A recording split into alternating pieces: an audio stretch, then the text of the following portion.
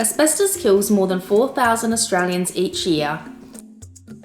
The National Asbestos Strategic Plan aims to eliminate asbestos-related diseases in Australia by preventing exposure to asbestos fibres.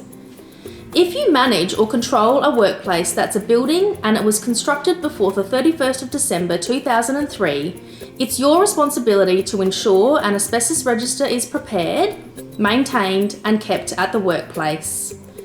Asbestos registers are a key requirement in the management of asbestos and list all identified or assumed asbestos in a workplace.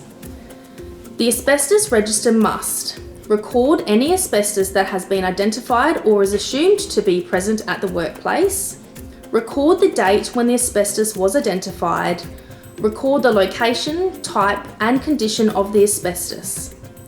Where possible, asbestos must be labelled. Where no asbestos has been identified at the workplace, you will still need an asbestos register. SafeWork SA will be undertaking a statewide compliance campaign in 2022, ensuring that asbestos registers have been prepared and kept up to date. Asbestos regulations have been in place for more than 25 years, so there are no excuses for not having an asbestos register.